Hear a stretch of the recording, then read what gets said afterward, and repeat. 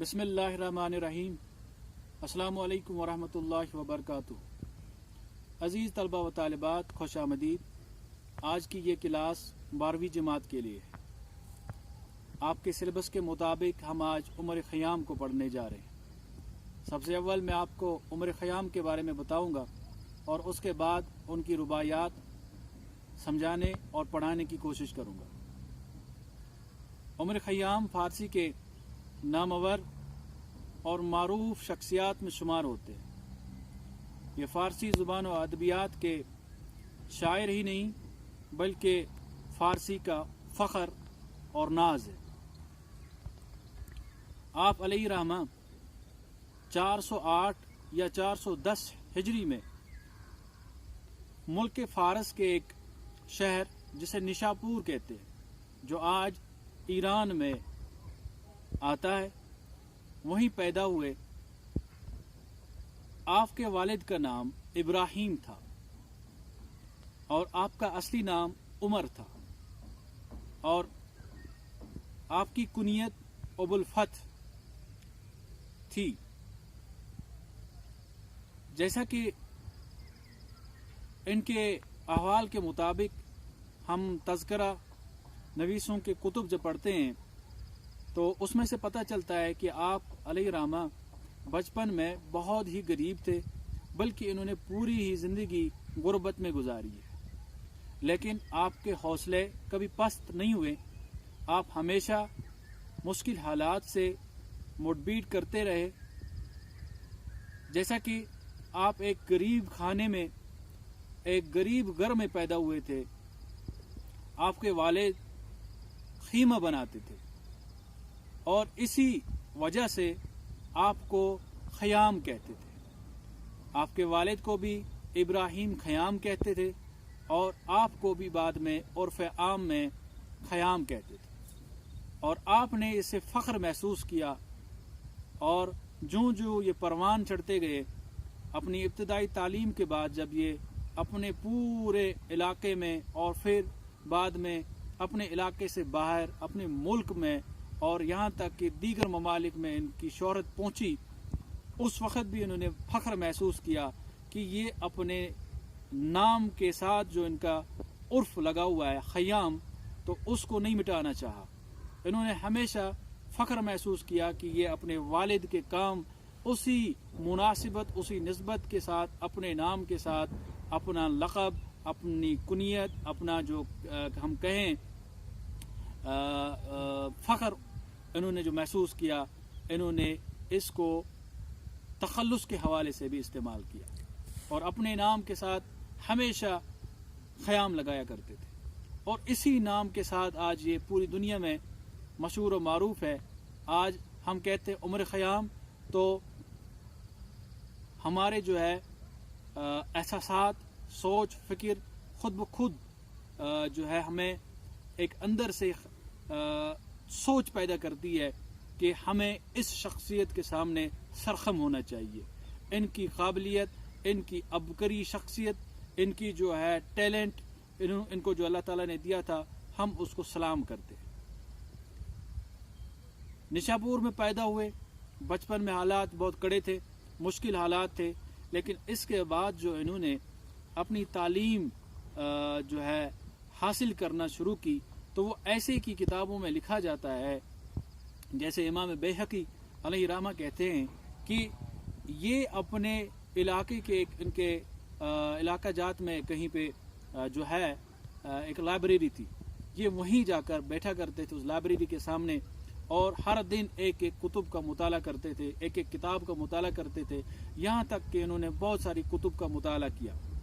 اور اس کے بعد جو ہے ان کے والد نے ان کو اس وقت کے مشہور و معروف استاد جسے امام موفق کہتے تھے، ان کے مدرسے میں داخلہ لیا، اور وہیں پہ ان کو جو ہے دو قریبی دوست ملے جو ان کو پوری لائف اپنے ساتھ جڑے رہے، اور دونوں شخصیات کا ان کے اوپر بہت زیادہ اثر رہا۔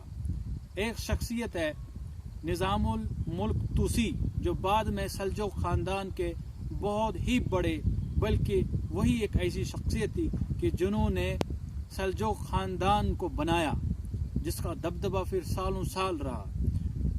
وہ بھی ان کے اسی مدرسے میں جہاں پہ انہوں نے جو ہے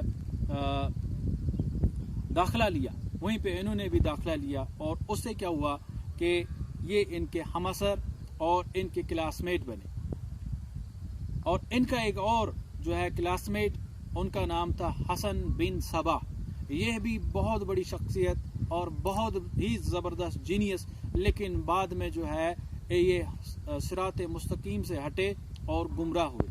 اس پہ ہم دیگر کسی کلاس میں بات کریں گے، لیکن اس وقت ہم صرف اور صرف عمر خیام کے بارے میں بات کریں گے۔ اور امام موفق کے مدرسے سے یہ آگے بڑھتے ہوئے انہوں نے فقہ کی تعلیم حاصل کی، انہوں نے فلسفے کی تعلیم حاصل کی، اور انہوں نے علم نجوم کی تعلیم حاصل کی، اور اس کے علاوہ علوم قرآنی بھی انہوں نے ازبر کی۔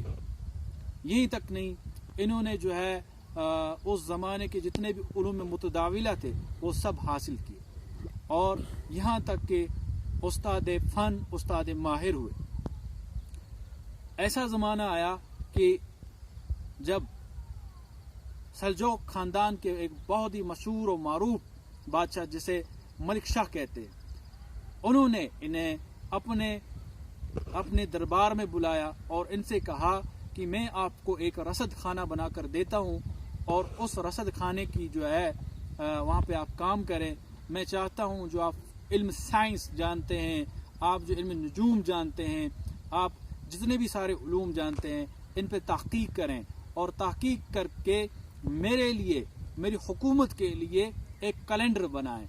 اور اس طرح سے جو ہے یہ اس وقت کی حکومت کے ساتھ بھی منسلک ہوئے، اور انہوں نے رصد خانے میں، حکومتی رصد خانے میں زبردست ریسرچ کی، اور بہت ہی ریسرچ اور محنت کر کے کئی سالوں بعد ایک کیلنڈر وجود میں لایا، جسے آج ہم جلالی کیلنڈر کہتے ہیں۔ آپ علیہ رحمہ کو علوم نجوم میں اتنی زبردست مہارت تھی کہ یہ آسمان کی طرف نگاہ کر کے یہ کہتے تھے، جیسے کہ آج ہمارے پاس فور کاسٹ ہوتا ہے، تو یہ آسمان کی طرف نگاہ کر کے تاروں کو پرکھ کے دیکھ کے یہ کہہ سکتے تھے کہ کب بارش ہوگی اور کب موسم ٹھیک ہوگا۔ تو یہ ان کو اللہ تعالیٰ نے مہارت دی تھی۔ اتنا ہی نہیں، ان کے زمانے میں ایک اور معاصر شخصیت جو بڑی اسلامی شخصیت ہے، جنہیں امام غزالی رحمۃ اللہ علیہ کہتے ہیں، تو یہ امام غزالی رحمۃ اللہ علیہ ایک دن اپنے حلقہ احباب میں قرآن کی تلاوت فرما رہے تھے، تو وہیں پہ عمر خیام بھی تھے، تو انہوں نے کسی سے کہا کہ آپ پڑھیں قرآن کی جیسے کہ 7 قرأتیں ہیں، تو آپ ایک قرأت پڑھیں، تو دوسرے نے دوسری قرأت پڑھی۔ جب عمر خیام کے پاس پہنچے تو سب نے یہ قیاس کیا کہ شاید ان کو کوئی قرأت پڑھنی نہ آئے، لیکن ہوا یہ کہ انہوں نے 7 کی 7 قرأتیں سنائیں اور سب کو حیرت میں ڈالا۔ تو یہ تھی ان کی جینیس شخصیت۔ لیکن ہمارے ادب میں، فارسی زبان و ادب میں، جس چیز سے یہ پوری دنیا پہ غلبہ حاصل کر چکے ہیں، ہمارا فخر پوری دنیا میں ہمارا سر اونچا کیا ہے، وہ ہے شعر و شاعری۔ انہوں نے اپنی کل عمر میں، بعض جو علماء کہتے ہیں جیسے کہ سید سلیمان ندوی رحمۃ اللہ علیہ، انہوں نے ان کے اوپر ایک زبردست اپنی کتاب لکھی ہے خیام کے نام سے۔ اس میں یہ کہتے ہیں کہ انہوں نے کم و بیش 100 رباعیاں پوری عمر میں لکھی تھی، لیکن ان کا کمال یہ تھا کہ فقط 100 رباعیوں کے بلبوتے پر کے دم پر انہوں نے پوری دنیا کو جو ہے ورطے حیرت میں ڈالا ہوا ہے۔ میں آپ کے سامنے آپ کے سلیبس کے مطابق جو آپ کی اس میں سے 4 رباعیاں ہیں، ان میں سے ایک رباعی پڑھ کے آپ کو سناتا ہوں، اور پھر اس کا معنی اور پھر اس کا فلسفہ سمجھاتا ہوں۔ ایک رباعی ہے: ان قافلہ عمر عجب می گزرد، دریاب دمی کی بات طرب می گزرد، اے ساقی گمے فردائے حریفاں چکوری، پیش آر پیالہ را کہ شب می گزرد۔ اس رباعی کو میں پہلے بورڈ پہ لکھتا ہوں، اور اس کے بعد میں اس کا ترجمہ، اس کے مشکل الفاظ، اور اس کے بعد اس کا فلسفہ آپ کو سمجھانے کی کوشش کرتا ہوں۔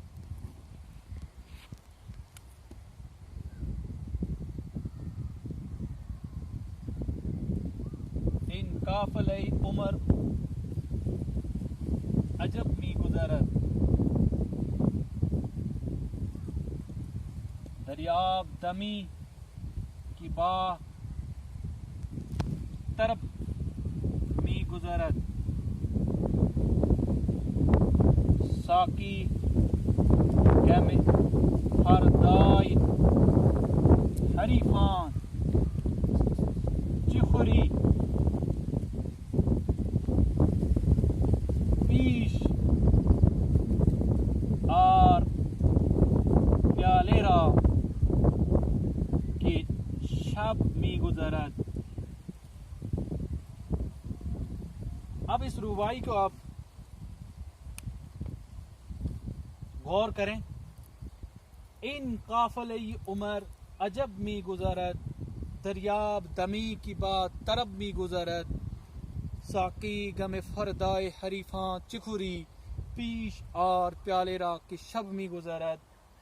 ان کے معنی یہ اور قافلہ کے معنی کیراون، قافلہ، کاروان. عمر زندگی کو کہتے ہیں، عجب عجیب کو کہتے ہیں. می گزرت جو گزرتی ہے، می گزرت جو گزرتی ہے. دریا پانا، دمی ایک سانس، ایک نفس، ایک لمحہ. کہ جو با جس کو ہم ساتھ کہیں ود، طرب خوشی کو کہتے ہیں. می گزرت یہ تو میں نے آپ کو بتا دیا.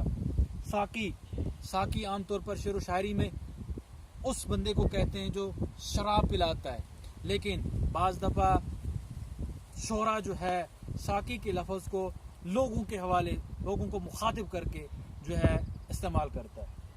غم کہتے ہیں سورو کو، مصیبت کو، علم کو. فردائے، فردا، فردا کہتے ہیں کل کو. فردائے یہ جو ہے یہ نسبتی ہیں، آگے کے اس لفظ کے ساتھ ملاتا ہے.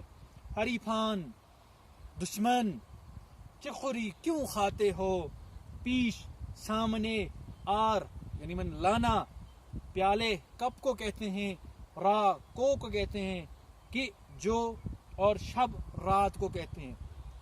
اب میں پہلے اس کا سطر بسطر ترجمہ سمجھاتا ہوں، اس کے بعد اس کا فلسفہ. ان قافلہ عمر عجب می گزرت، یہ قافلہ عجیب طرح سے گزر رہا ہے. دریاب دمی کی بات طرب می گزرت، ایک لمحہ پا کی بات طرب می گزرت، کہ جس میں تو اپنے آپ کو خوشی پائے. ساقی غم فردائے حریفاں چکوری، اے ساقی تم کل کے دشمن کا غم کیوں کھاتے ہو. پیش اور پیالے را، کپ کو سامنے لیا، کہ شب می گزرت. پیش اور پیالے را، کپ کو سامنے رہا کیونکہ رات گزر رہی ہے. اب میں اس کا معنی بتاتا ہوں. عمر خیام جو ہے بہت بڑے دانشور، جیسا کہ میں نے کلاس کے پہلے مرحلہ میں بتا دیا. جینیس شخصیت، ماہر شخصیت، عبقری شخصیت، ایک ایسی شخصیت جس کو اللہ تعالیٰ نے بہت زیادہ پوٹینشل دیا تھا. تو یہ کہتے ہیں ان قافلہ عمر عجب می گزرت، یہ زندگی کا کارواں. کون سا کارواں؟ جو آدم علیہ السلام سے شروع ہوا، جب اللہ تعالیٰ نے انسان کو بنایا اور پھر دنیا میں بھیجا. ان قافلہ عمر عجب می گزرت، یہ قافلہ آدم عجیب طرح سے گزرتا ہے. دریاب دمی کی بات طرف می گزرت، لیکن اے انسان تم آتے ہو اس دنیا میں اور چلے جاتے ہو، پتہ نہیں کہاں سے آتے ہو، پتہ نہیں کہاں جاتے ہو. یہ ان کا فلسفہ ہے. لیکن کہتے ہیں دریاب دمی، تم ایک لمحہ ایسا پاؤ کی بات طرف می گزرت، کہ جس میں تم خوشی کرو، جس میں تم تفریح کرو، جس میں تم مزہ کرو. ساقی غم فردائے حریفان چکوری، اے میرے ساتھی، اے میرے ساقی، اے میرے دوست، تم کل کا ٹینشن کیوں لیتے ہو. جیسے کہ ہم لوگ جو ہے ہم ہمیشہ لگے رہتے ہیں کہ ہمارا کل برائٹ ہو، فیوچر ہو، لیکن یہ سوچ کے ہم اپنا پریزنٹ جو ہے خراب کر دیتے ہیں.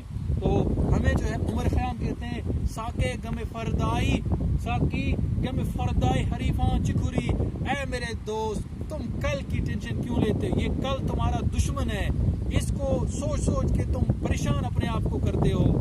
پیش آر پیار ہاتھ میں ابھی ہو کپ لے آؤ، اس میں جو ہے جو برو. مثلاً شعر و شاعری میں تو عام طور پر استعمال ہوتا ہے شراب، لیکن شراب کا معنی یہاں پہ نہیں ہے. مطلب یہی ہے جو لمحہ تم ابھی پا رہے ہو اس کو فیل کرو. تو 3-4 پیالے راہ کب کو لے آ کہ شب می گزرت، اس میں بر دے، اس میں پانی بھر دے، اس میں شراب بھر دے، اس میں چائے بھر دے، اس میں جو ہے مشروب بھر دے، جو بھر دے، اور اپنے آپ کو جو ہے مزے کرا. یہ ہے ان کا فلسفہ. جیسے کہ یہ ایک اور ربائی میں کہتے ہیں، وہ ربائی سلیبس میں نہیں ہے، تو یہ کہتے ہیں برسنگ نوشتے بود نقاش کہ دنیا نکند وفائی خوش باش، گر جمع کنی ہم عالم را با خود نہ بردی دودان خشخاش. برسنگ نوشتے بود نقاش، ایک پتھر پہ لکھا ہوا تھا کہ دنیا نکند وفائی خوش باش، اے خوش رہنے والے انسان، دنیا وفا نہیں کرتی. گر جمع کنی ہم عالم را، گر تم اس پوری دنیا کو بھی اکٹھا کرو، با خود نہ بردی دودانے خشخاش، لیکن جب تم اس دنیا سے چلے جاؤ گے تو اپنے ساتھ 2 دانے خشخاش جو بہت ہی چھوٹے ہوتے، خشخاش کے دانے بہت چھوٹے ہوتے ہیں، وہ بھی تم اپنے ساتھ نہیں لے جا سکتے. تو یہ ہے عمر خیام کی ربائی جو آپ کے سلیبس میں ہے. تو آپ کو پتہ چلا کہ عمر خیام کتنی بڑی شخصیت ہے. تو انشاءاللہ اگلی رباعیات میں اور لے کے آؤں گا اور ان کے بارے میں مزید کہوں گا. تب تک کے لیے اپنا خیال رکھیں اور چینل کو سبسکرائب کریں. اللہ حافظ. اور یہ ایسی شخصیت ہے کہ جس کی پوئٹری کو، جس کی رباعیات کو ترجمہ کر کے فٹز جیرالڈ جو یورپین کنٹری کا ایک بہت بڑا اسکالر تھا، اورینٹلسٹ تھا، اس نے ترجمہ کر کے جو ہے ترجمہ ہی کیا، اور ترجمے کرنے سے وہ اپنے پورے یورپین کنٹریز میں جو ہے ایک ماہر کی شخصیت، ماہر کے حساب سے جو ہے لحاظ سے ابھرے.